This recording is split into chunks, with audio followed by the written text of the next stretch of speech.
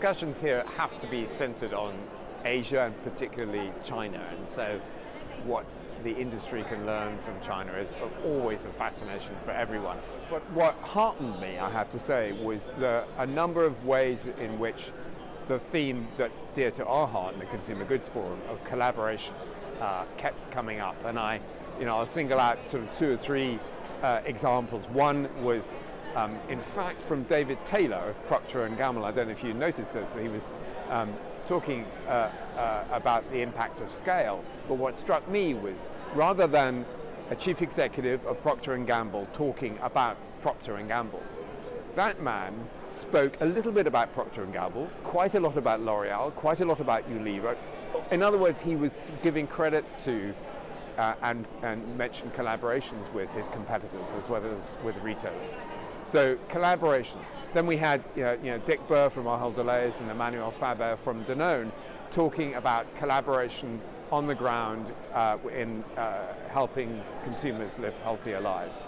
And both saying we can't do that unless we work together. And then lastly, of course, we had Madeline Albright saying that, my goodness, politicians, the public sector needs collaboration from the private sector, and of course that also underpins a lot of what we do. One of the things that we are, as the Consumer Goods Forum, going to be working on over the next year very much is consumer-driven needs for positive change.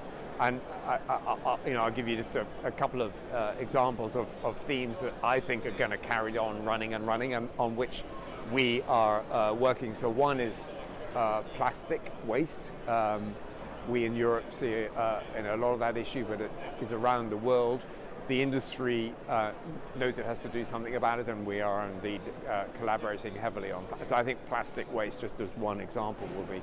And I think the issue of the social, human rights issues behind the industry have been, and I'm talking particularly about forced labor, but there are many other aspects. They've kind of been below the surface. We've known it's an issue. The Consumer Goods Forum has got out in front.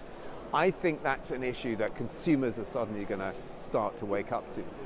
And of course, I want us to be talking about it in Vancouver, because we're doing a lot with our call to action on forced labor.